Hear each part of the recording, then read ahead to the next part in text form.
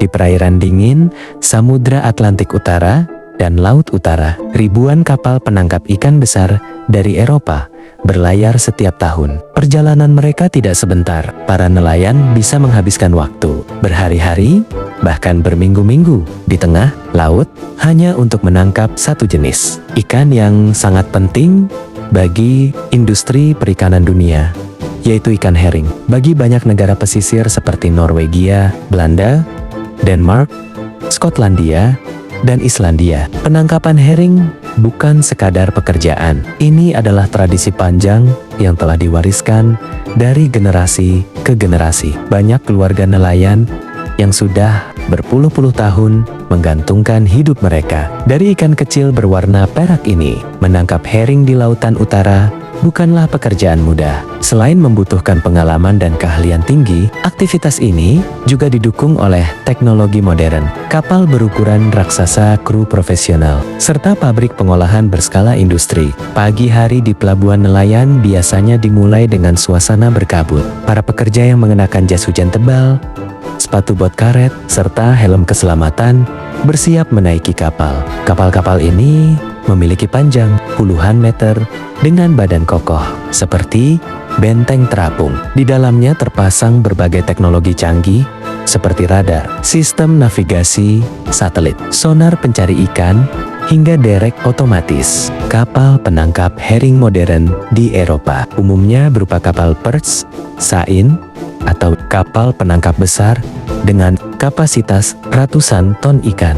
Bahkan, sebagian kapal sudah dilengkapi ruang pembeku di dalam kapal agar ikan bisa langsung disimpan dalam kondisi beku setelah ditangkap. Ketika kapal tiba di wilayah laut yang diperkirakan menjadi tempat berkumpulnya herring, kapten kapal akan mengaktifkan sonar. Alat ini memindai kedalaman laut untuk mencari gerombolan ikan yang bergerak dalam jumlah besar. Ikan herring terkenal hidup dalam kelompok yang sangat besar. Mereka berenang dalam lapisan tertentu di tengah atau dekat dasar laut. Pada layar sonar, gerombolan ikan ini muncul sebagai titik terang yang sangat padat, sehingga mudah dikenali oleh nelayan berpengalaman. Setelah posisi gerombolan ikan dipastikan, kapten langsung memberi perintah untuk menurunkan jaring. Jaring raksasa dilepaskan dari bagian belakang kapal. Dalam waktu singkat jaring itu terbuka lebar dan mengelilingi seluruh kelompok ikan membentuk lingkaran besar.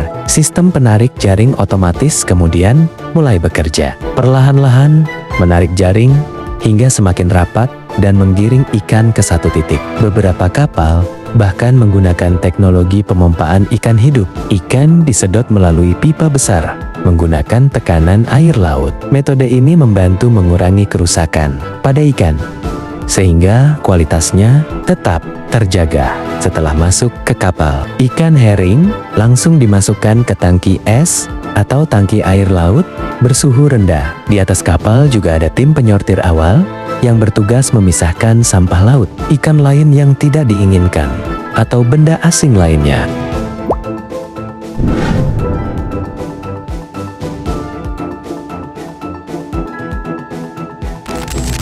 Beberapa perusahaan bahkan sudah menggunakan teknologi blockchain untuk melacak asal-usul ikan, mulai dari saat ditangkap hingga sampai ke kemasan akhir. Dengan cara ini, konsumen dapat mengetahui dengan jelas sumber produk yang mereka beli. Menariknya, hampir seluruh bagian ikan dimanfaatkan. Kepala, tulang, dan organ dalam ikan tidak dibuang begitu saja. Bagian-bagian tersebut diproses kembali menjadi pakan ternak, minyak ikan, atau pupuk organik. Pendekatan ini membantu mengurangi limbah, sekaligus meningkatkan nilai ekonomi dari setiap ikan yang ditangkap. Industri herring memberikan lapangan pekerjaan bagi puluhan ribu orang di wilayah pesisir Eropa.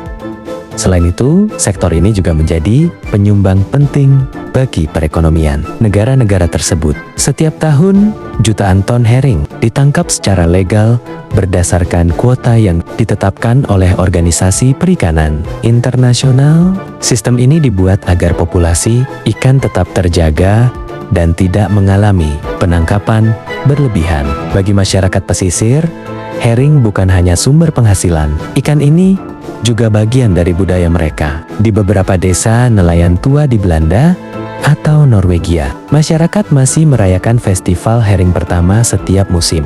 Ikan pertama yang ditangkap biasanya diberikan kepada wali kota atau tetua desa sebagai simbol keberuntungan. Bagi para nelayan, kehidupan di laut memang tidak mudah. Mereka harus menghadapi suhu dingin, angin kencang, dan ombak besar. Pekerjaan dilakukan bergantian, siang dan malam. Tempat tidur sempit dan makanan sederhana menjadi bagian dari keseharian mereka. Namun, banyak dari mereka tetap memilih profesi ini karena kecintaan pada laut dan kebanggaan membawa hasil tangkapan ke daratan. Tidak sedikit nelayan yang menghabiskan seluruh hidupnya di kapal, sejak masih remaja hingga rambut mereka memutih. Bagi mereka, suara mesin kapal, tarikan jaring, aroma ikan segar, dan kelelahan setelah pelayaran panjang adalah bagian tak terpisahkan dari kehidupan. Seiring perkembangan zaman, industri penangkapan herring di Eropa juga mulai bergerak menuju sistem yang lebih berkelanjutan. Kapal-kapal modern kini menggunakan mesin hemat bahan bakar dan bahkan memanfaatkan energi angin serta tenaga surya untuk mengurangi emisi. Pabrik pengolahan juga mulai menerapkan teknologi pengolahan limbah, daur ulang bahan organik, serta penggunaan energi bersih. Beberapa perusahaan bahkan mulai mengembangkan budidaya ikan sebagai cara mengurangi tekanan terhadap populasi ikan liar di alam. Dengan meningkatnya kebutuhan makanan laut di dunia, herring diperkirakan akan tetap menjadi bagian penting dalam rantai pasokan pangan global di masa depan. Perjalanan ikan kecil ini dari laut hingga ke meja makan manusia adalah kisah panjang tentang kerja keras, teknologi, tradisi, dan budaya maritim yang telah berlangsung selama ratusan tahun.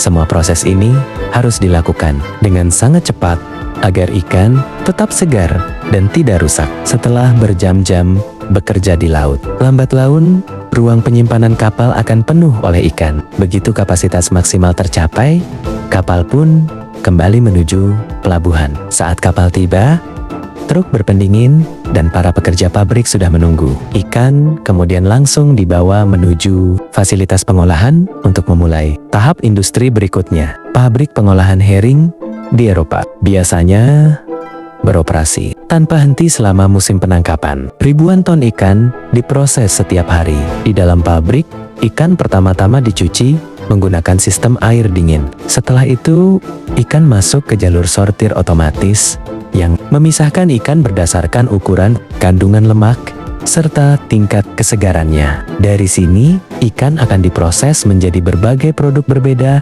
seperti herring asin, herring asap, ikan kalengan, filet beku, hingga bahan baku minyak ikan. Beberapa pabrik masih mempertahankan metode tradisional pengasinan. Ikan disusun berlapis-lapis di dalam tong kayu atau plastik, kemudian ditaburi garam. Proses fermentasi alami berlangsung selama beberapa hari sebelum akhirnya dikemas dalam botol, kaca, atau kaleng untuk diekspor. Sementara itu, jalur produksi modern menggunakan mesin otomatis dan robot industri. Mesin-mesin ini mampu memotong ikan, mengupas kulit, membuang tulang, hingga membagi daging menjadi potongan siap konsumsi. Sebagian ikan dimasak dengan proses pemanasan, sementara yang lain langsung dibekukan secara cepat pada suhu sekitar minus 40 derajat Celcius sebelum dikemas.